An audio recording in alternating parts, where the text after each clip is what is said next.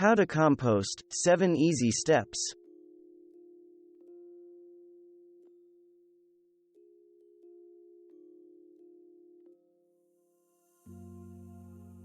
First, you'll need to find a spot where you can start your compost pile or place your compost bin.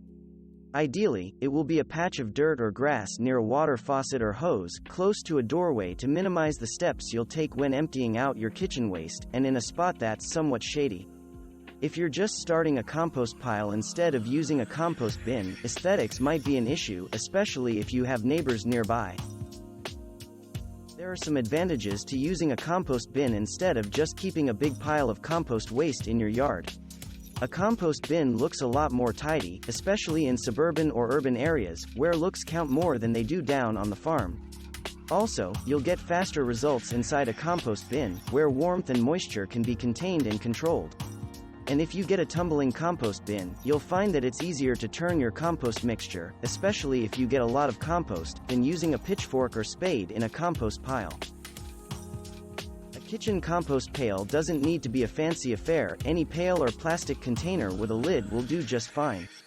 But there are some advantages to getting a good quality pail. Many are rust-proof, have a lid that seals quickly and easily to keep out pests like fruit flies, and the better ones have a lid with air holes and a deodorizing filter, usually activated charcoal, to keep the scent of old fruits and vegetables inside the pail.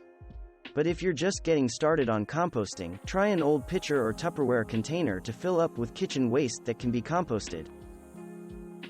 Once your composting spot is ready to receive some stuff, just start tossing it in. Some experts advocate layering, like a lasagna, green waste and brown waste, but it's not really that critical to layer. Green waste is fresher and wetter compostable matter, like fruits and vegetables, weeds, grass clippings, eggshells and coffee grounds. Brown waste is drier and includes fall leaves, small sticks, paper towels and napkins, hair and fur, cardboard and newspaper. To kickstart your compost's microbial activity, toss in a shovelful of fresh, moist dirt from your yard or garden. If it looks or sounds a little too dry and crisp in your compost pile, add some water and/or more wet green waste.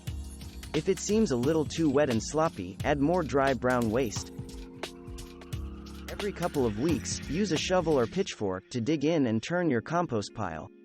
This helps to aerate the whole mix, key to keeping it fresh smelling, and stimulates the soil microbes that are actively making your compost such excellent fertilizer.